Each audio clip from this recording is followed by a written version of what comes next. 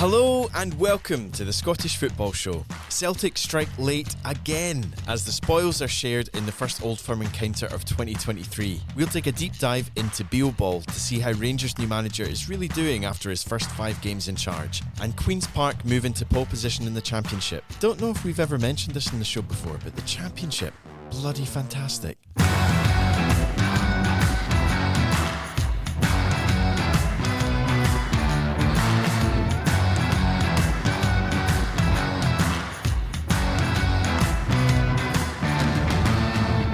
Hello, yes, a warm welcome to the first Scottish Football Show of 2023.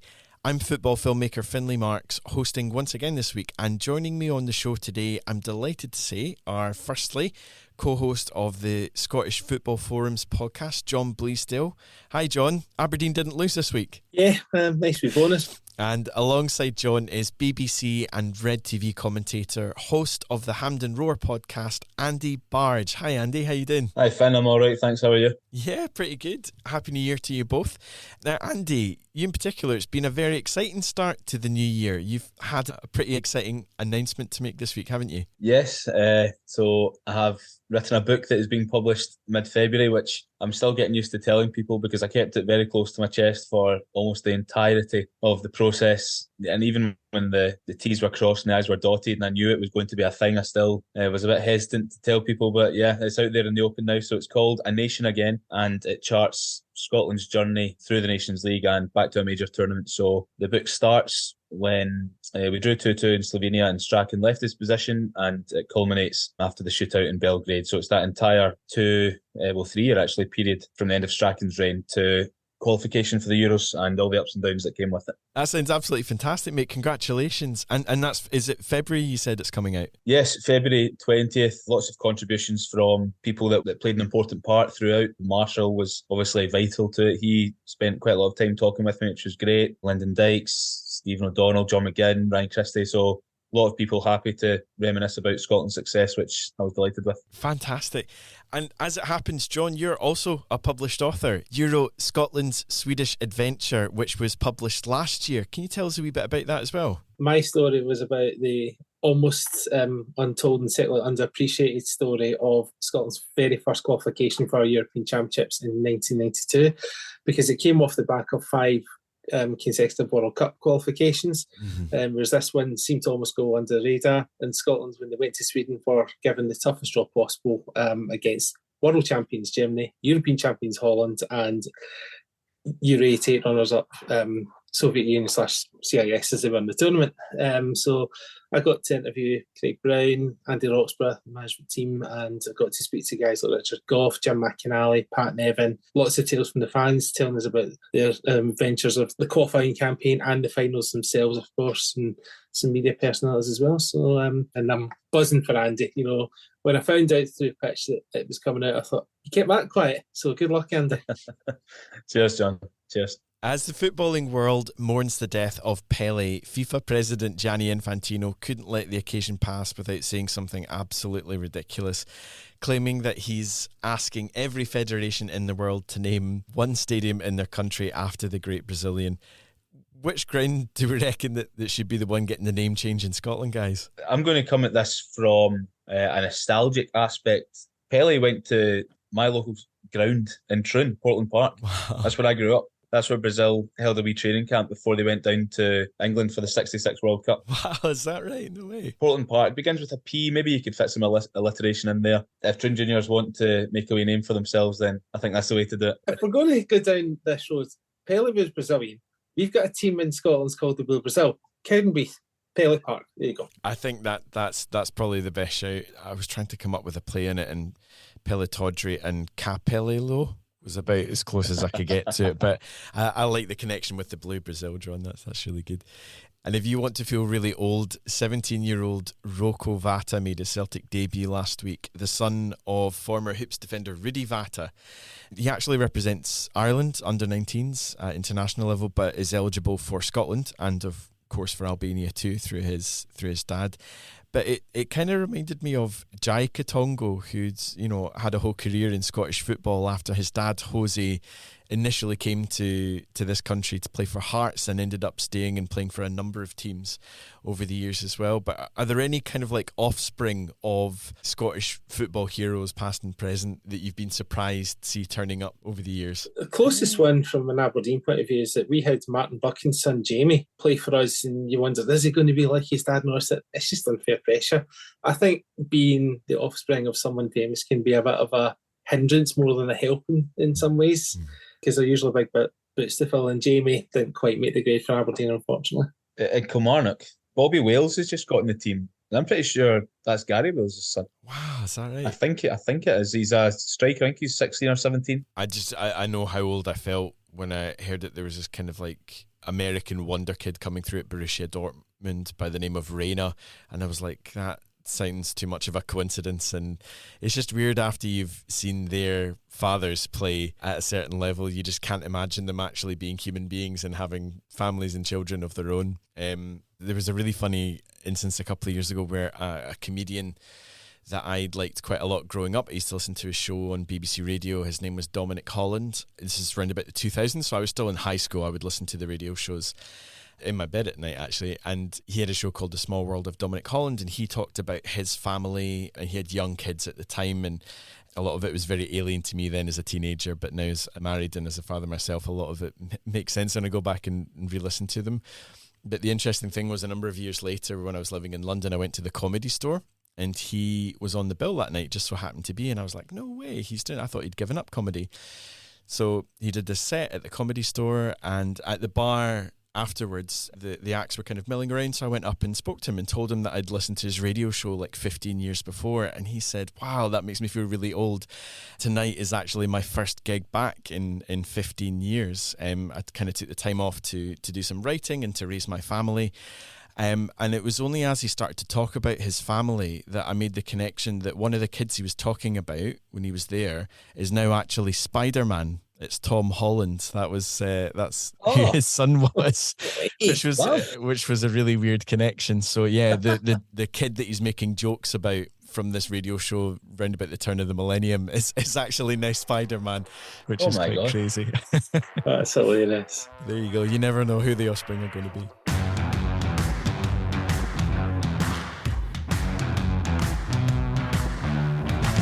If we had a bad night last night, you're having a horrendous one now. Now, Rangers might not have been able to hold out for all 3 points on Monday against Celtic, but given the shape the Ibrox club were in towards the end of the year, the fact that new manager Michael Beale has taken 4 wins and a draw, 13 points from 15 in his first 5 matches, is an encouraging sign for many Rangers fans. We're joined now by Adam Thornton, author of Gerrard's Blueprint and host of the Tactics Show on Rangers fan media podcast Heart and Hand. Adam, welcome to the show. You're a man who knows the workings of Michael Beale quite well, having written this book about Gerrard's blueprint and from a tactical point of view how he was able to win the title 2 years ago. We'll get into the kind of nitty-gritty in that in a minute, but can you just give us a brief summary of the impact that you've seen Michael Beale have over the course of these opening 5 games in charge? Yeah, no worry, Findlay. Thanks for having me on. Yeah, it's interesting. I think I've said a few times over on Heart and Hand or on the Rangers Review, it's a little bit of a back to the future thing. We're going back to something that we had a while ago, but we have slightly different players, and it's almost like the last year hasn't happened as far as Van Bronckhorst is concerned. Some people might wish that, if I'm being honest, but it's a bit of a strange one. So trying to get settled back into it is interesting. I think it's clear from Michael Beale how he has evolved. I think we heard a lot from him when he was the coach, probably more than we hear from many coaches, but it was all sort of sound bites and this and that. But now we see him front and centre. We see how much of a excellent communicator he is. First of all, I think is the key thing. Press conferences, etc. Over the piece, in terms of off the pitch, I think he's been very impressive. I think he's been very clear what he wants. He's laid it out there on the line without saying, I'm going to get rid of this player, I'm going to get rid of that player, dealing with horrendous injuries, etc. Outside of that, I think he's been very clear what he wants. On the pitch, again, it's probably quite clear to see how things have evolved. They're probably playing a style that's maybe more similar to the style Rangers played when they left, rather than maybe the style that everybody would think, that sort of Christmas tree 4-3-2-1. It's maybe more trying to get more attacking intent. We're maybe giving up a little bit more in the middle. This could be a personnel thing. It could just be a change in style from what he's learned at Villa and QPR, etc. But to me, it certainly seems like, and he said himself, he wants to get more attacking intent into the team. And to be honest, I think you could say he's done that. 3 goals at Aberdeen, 3 goals at Hibs, Motherwell, even in the game that you were just mentioning there against Celtic. Rangers probably could have had 4 or 5 goals in that game, given the chances that Morelos missed in the first half, Ryan Kent, Malik Tillman in the second half. So the attacking intent is there. I think we're seeing less of the control that you had before.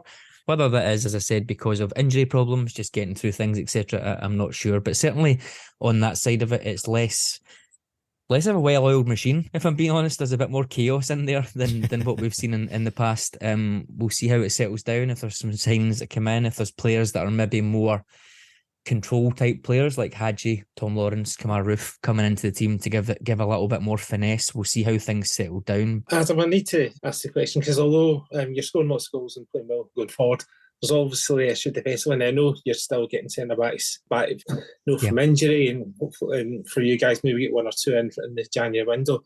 In terms of goalkeeping situation, how are you viewing that just now? Because there's been, the viewpoint is, Alan McGregor possibly stayed on the season too long. Whilst I personally enjoyed the Duke goal against you guys, Alan McGregor over a year ago, 2 years ago, would have saved that. John McLaughlin has never looked confident as a Rangers goalkeeper, in my opinion. And probably from a selfish point of view, from a Scotland fan's point of view, Robbie McCrory, since that Old Firm game where he played very well, hasn't had a look in probably these games. Do you think you need a new number 1, or do you think it's time for McCrory even to get moved into number 1? Yeah, it's a strange one, because he never really set the place alight when he went to Livingston. For me personally, looking at it in isolation, I think John McLaughlin was quite harshly treated. I think Michael Beale said that as well. Obviously, it was an absolute disaster in the Old Firm game, and he was at fault for at least 2 of the goals. However, like you said, there's been points where McGregor has done similar in maybe less high-profile games. The one that always springs to mind for me was last year, because I was at the game. It was Ross County up in Dingwall, and he shipped 2 goals, and because it was 3 each in the end up. There's one against Hearts where he missed the ball and Craig Halkett scored in the last minute.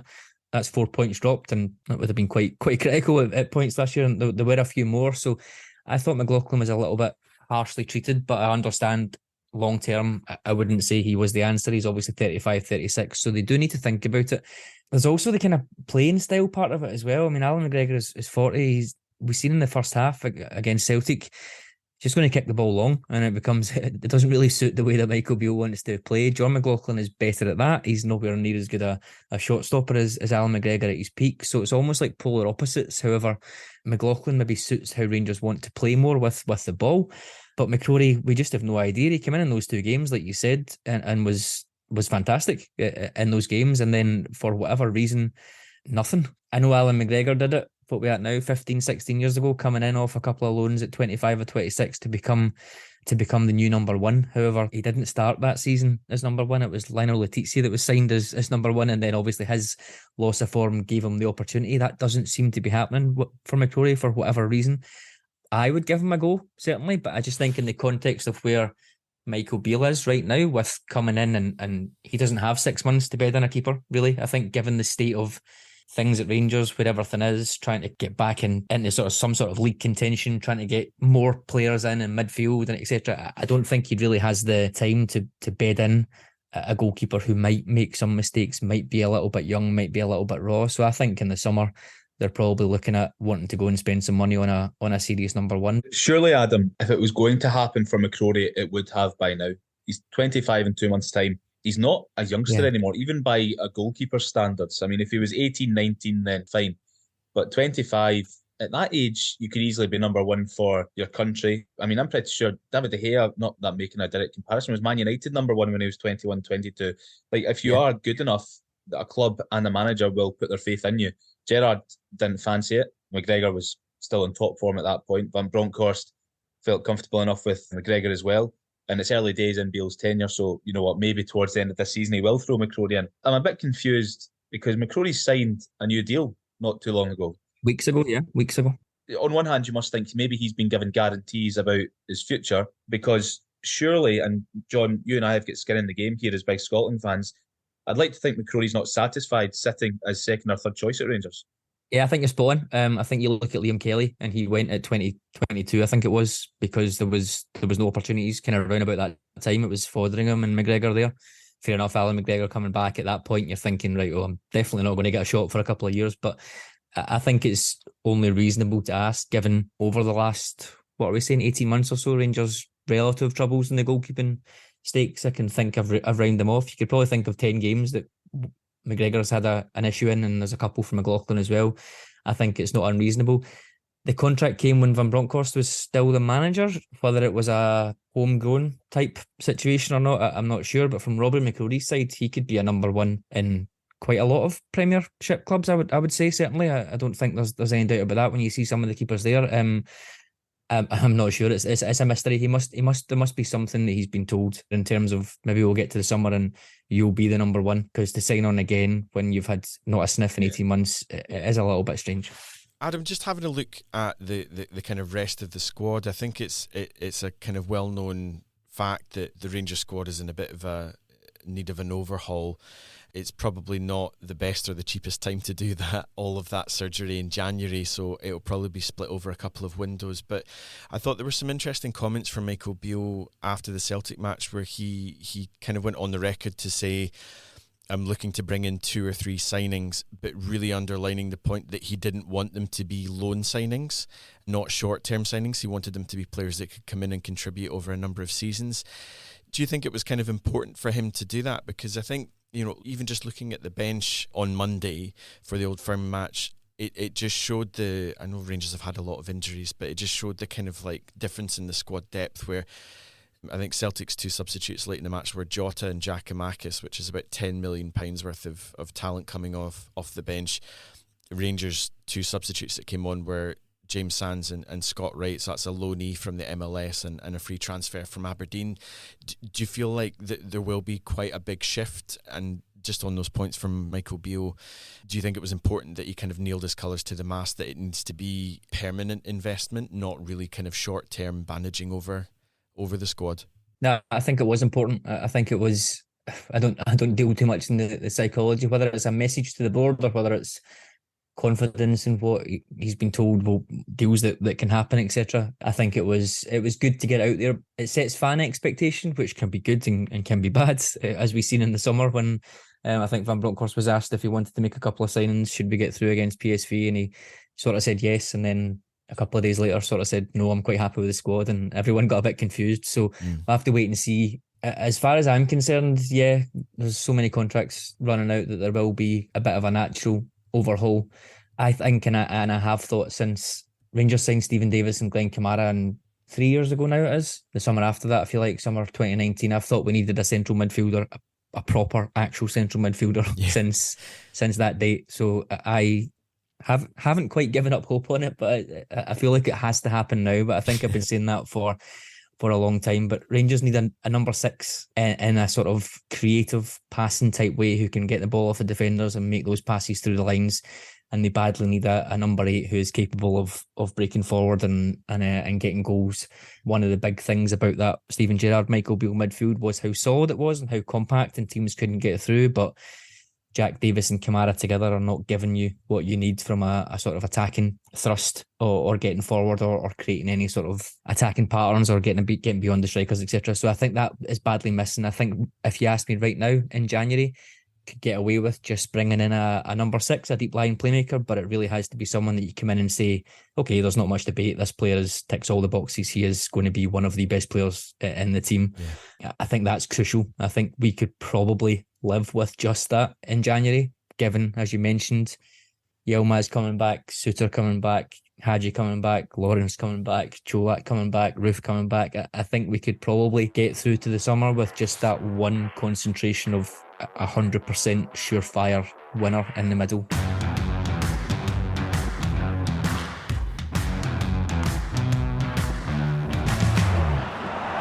Here's Moy. Ryan Jack blocks it. Oh, and again, but will it fall here for Celtic? It will! It's Kyogo!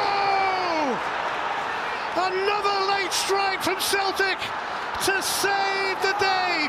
Yeah, it was another late show by Celtic to earn a share of the spoils at Ibrox. 21%, that's over a fifth of all of their goals this season, have come in the final 9 minutes of matches. Gents, I mean, there was so much to unpack from this game. It was a pretty good game for the neutral. It was like a proper end-to-end ding-dong battle where both sides had periods of the matches where they were coming to the fore. Do you feel like a draw was a fair reflection at the end of the day? That's a good question.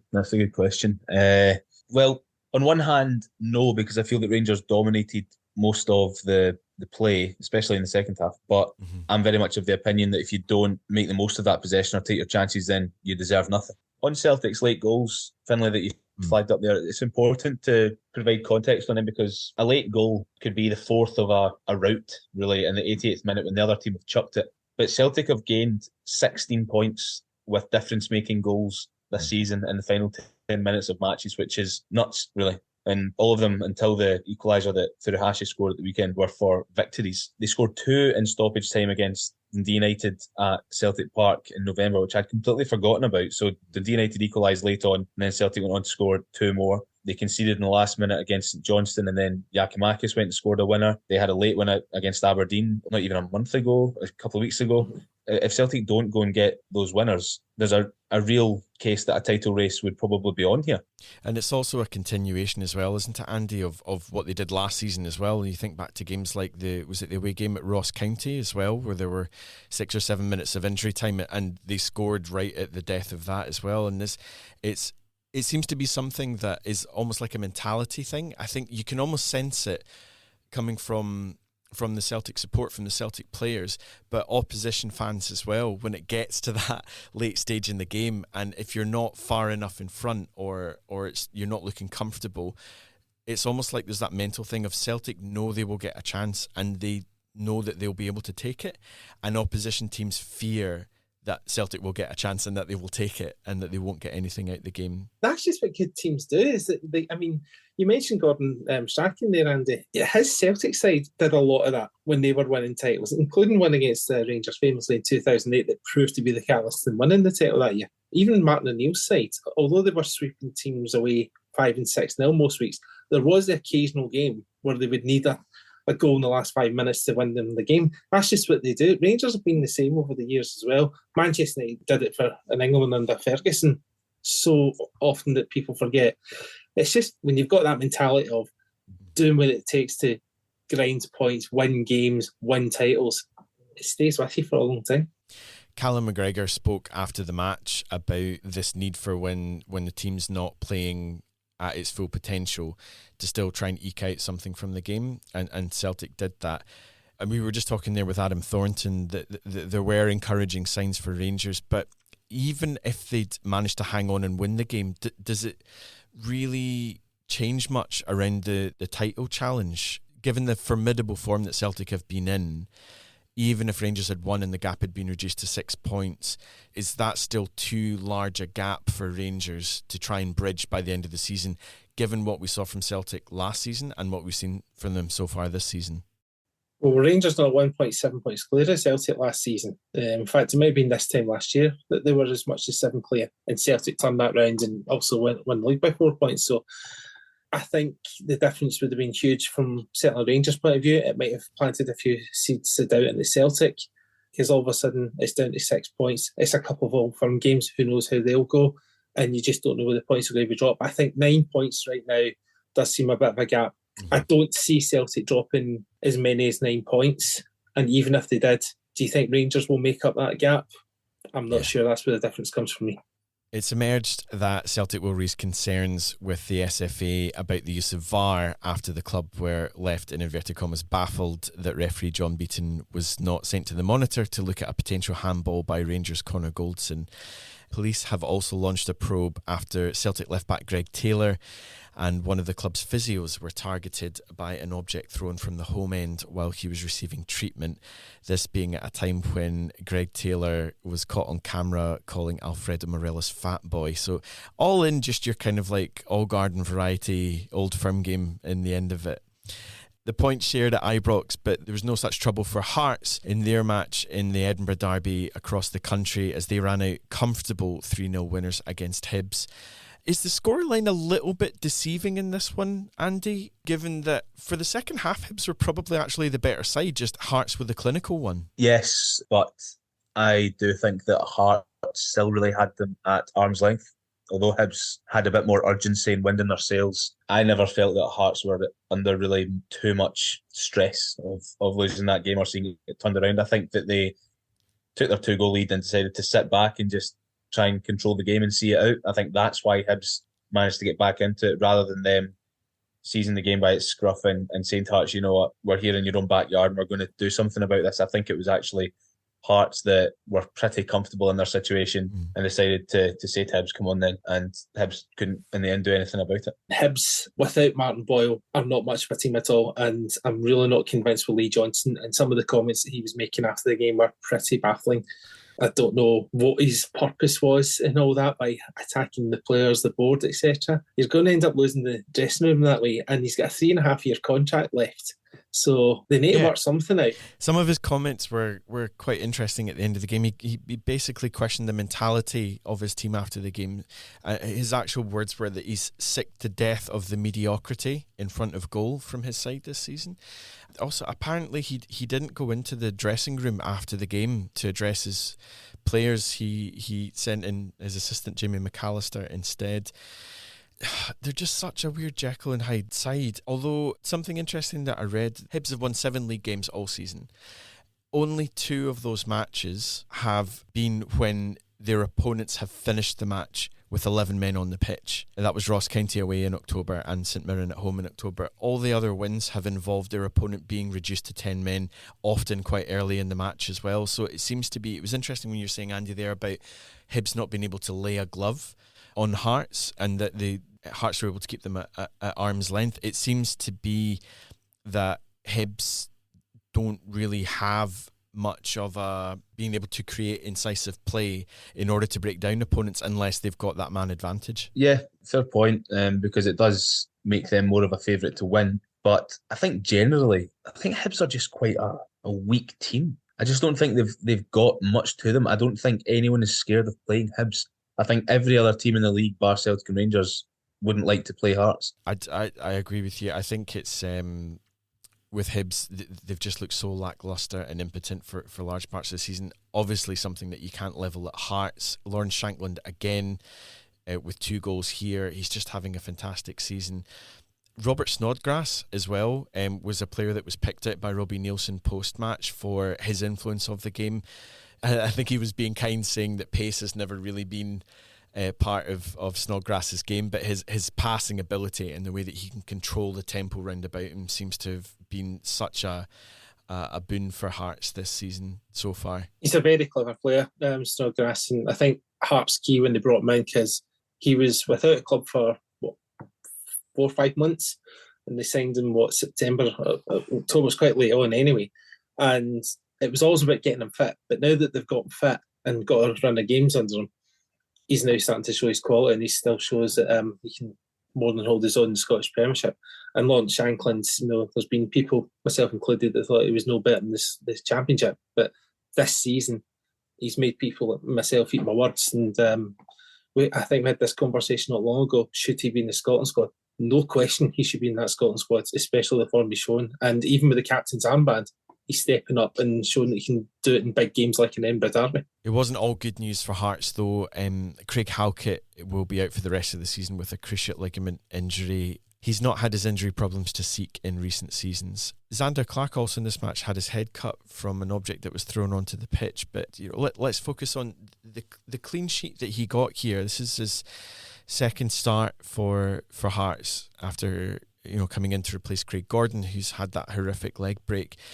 We kind of mentioned it slightly earlier when we were chatting to Adam about McCrory, but with Xander Clark, is there a real chance now for him to stake a claim, not just for the Hearts starting jersey, but for the Scotland one as well? Yes, I think it's between 2 goalkeepers right now, Liam Kelly and Xander Clark. Clark wouldn't have had a sniff, maybe even for the squad, if Craig Gordon hadn't been badly injured. So in a sad and unfortunate way, his luck is in on 2 counts, because I'm not sure he would have expected to play much club football this season, let alone international football. I think Liam Kelly will be the number 1 for the March qualifiers, but I think Xander Clark will be the understudy now. Just moving on to the other games around the country, sadly not quite as rich in drama and incident as both the Old Firm and the Edinburgh derbies. But let's start up at Pittodrie. Aberdeen and Ross County in a match that neither side really wanted to lose. It kind of played out that way. It was 0-0 in the end. Christian Ramirez returning to the starting lineup for the first time since July.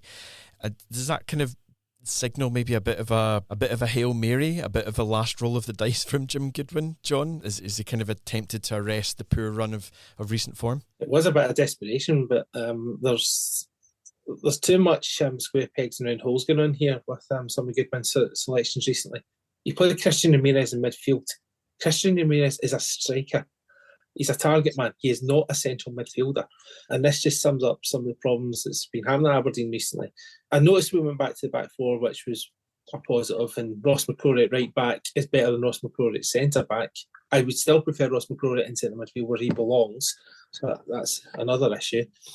But at the end of the day, we only created 2 really good opportunities. I don't think Kelly Roos was overworked either by Ross County. I think they were happy to get away with a 0-0. It also finished 0-0 at Rugby Park between Kilmarnock and St Mirren. Kelly will be disappointed not to have taken anything from this match after the Buddies were reduced to 10 men with just 7 minutes on the clock. Ethan Errohan sent off after catching Rory McKenzie in the face with his arm.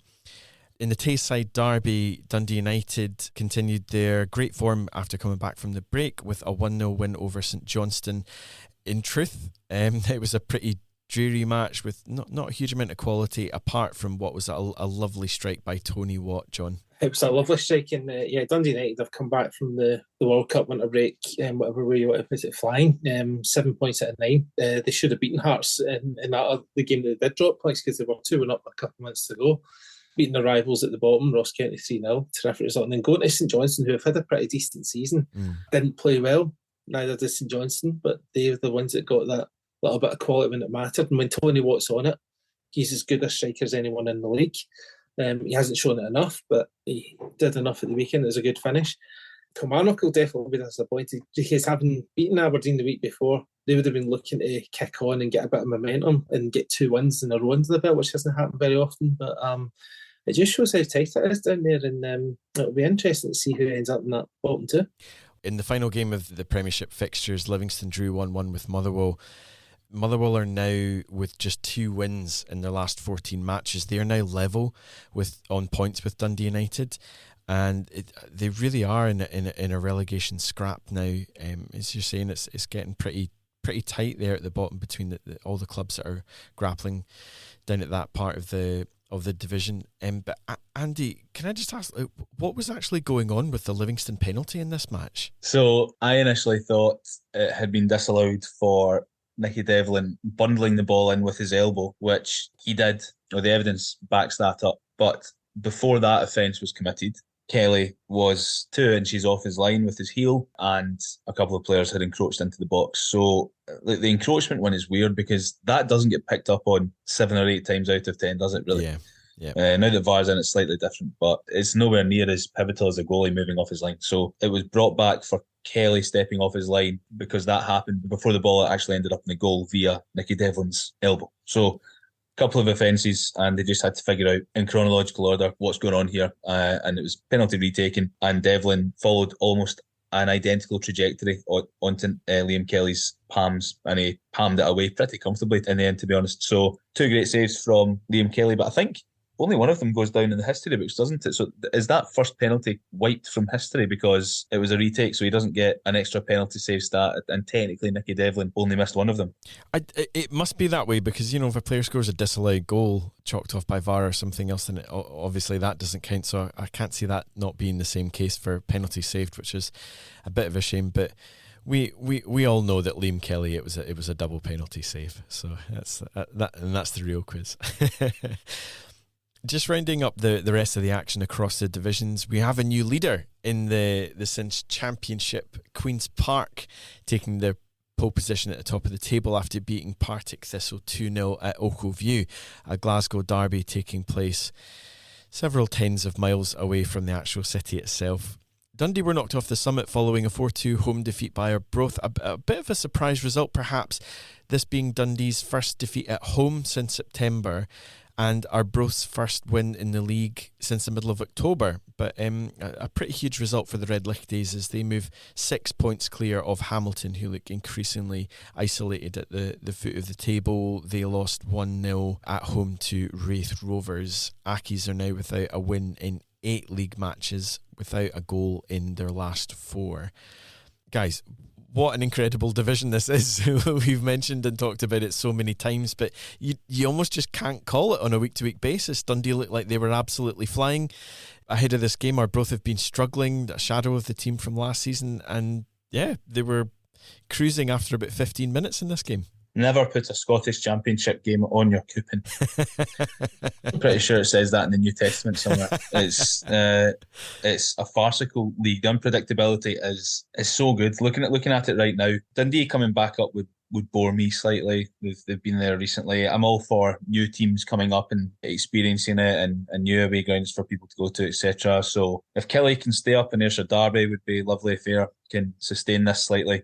But Queen's Park's rise is also been superb. So yeah, it's definitely shaping up to be an interesting second half of the season. I think that Queen's Park, given their history and standing in Scottish football and the Scotch professors and everything that comes with it, then I'm pretty sure they'll be the neutrals' favourite to take that league. Elsewhere in the division, Inverness Cally Thistle arrested a run of 10 matches without a victory as they thrashed Cove Rangers 6-1 in the Highland capital. Billy Mackay netting a hat-trick in that match, and after the game, Jim McIntyre, the Cove manager, was relieved of his duties by the club. Cove are 8th in the Championship, 4 points above the relegation zone. I think Jim McIntyre was a bit of a controversial point. People were like, why he's not done anything for a while. But having given them a job, what was their expectations this season? They're one of 2 teams that are not full-time in that league, and they're sitting 8th. What were they expecting? Were they expecting to compete for the playoffs like Arbroath did last season? It just seems strange, the timing that they're doing this. It just makes you think, how far up their station do they think they are? I mean, they've done well getting to the Championship, but surely you'd be happy just to survive in your first season, given that you're one of 2 part-time sides in the league. I think the availability of Paul Hartley, I think, has probably played a big part in this. Possibly. Paul Hartley, of course, who McIntyre replaced just in June when Hartley moved down south. I think, yeah, it is interesting timing.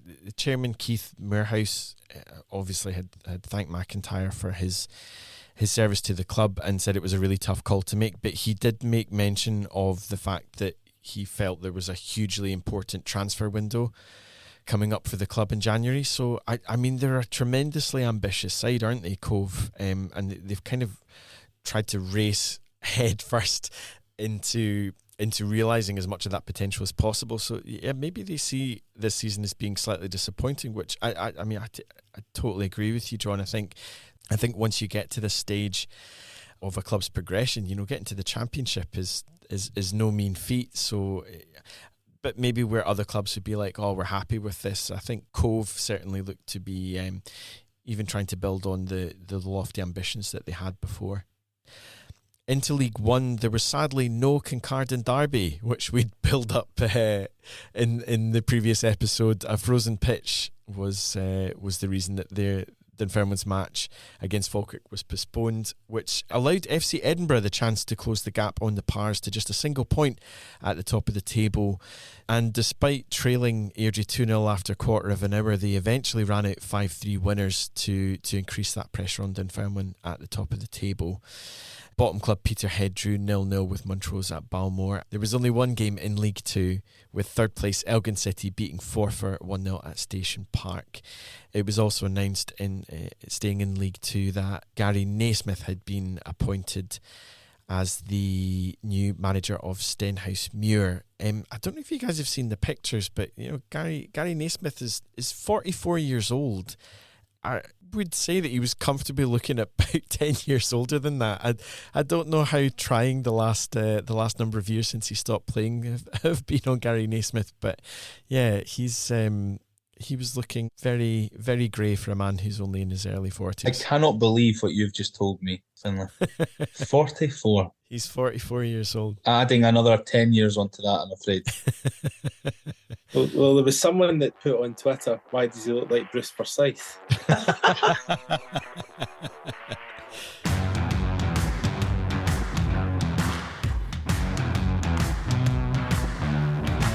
We can't be having that, mate. You better get your finger out all right and make sure that you get the results. Very quickly, just looking ahead to the matches coming up this weekend as we return to a full proper weekend fixture card. It all kicks off on Friday with Dundee travelling to Raith Rovers. Is this another potential banana skin for Dundee here? Yeah, I mean, apart from Hamilton this season probably, and it's proven by their Arbroath result at the weekend that there's any game that you could safely point towards a win. There's 10 points separating 7 teams in that league from Queen's Park down to Inverness who have come off a horrific run and a horrific injury list.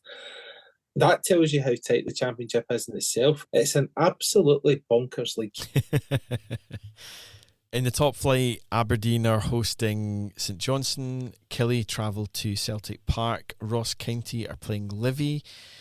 Hearts travel to Paisley to play St Mirren. And then I think the most intriguing game, or one of the two most intriguing games this weekend, Motherwell are playing Hibs. I've got no idea what to expect from this game at all, but surely the kind of game that both sides will be looking to try and arrest their not great form of recent weeks and months to try and kickstart their new years. Also, Rangers travel to Tannadice, a ground where they've not had a huge amount of luck in recent seasons. So those could be two interesting fixtures in the top flight. If Motherwell win that game, Hibs are in a relegation battle as well, because Motherwell are only 4 points behind Hibs at the moment. And the way Hibs are playing just now, we've just discussed, the lack of a backbone in midfield. It looks as though the best defender's about to go to Italy. This isn't easy, but what is in Hibs' favour is that Motherwell's home record is pretty horrific. They've only won one home game all season, and that's one of the reasons they're down there. Stephen Hamill needed this transfer window to try and get his own players in, so it'll be interesting to see what they do. Rangers going to Tannadice. I mean, Rangers' form's picked up, obviously, but so is Dundee United, so that could be a really interesting game. There are some fantastic clashes at the top of the tables in League 1 and League 2. So we've got first versus second in League 1. Dunfermline are away to FC Edinburgh. And in League 2, we've got first versus second as well, where second place Stirling Albion travel to Dumbarton. There are great games happening all over the country this weekend. Well, that's all from us this week. A huge thank you once again to John and to Andy for joining me on the show, and of course to all of you out there for downloading and listening. We'll be back to our normal schedule from next week, so we'll see you then. Until then, take care.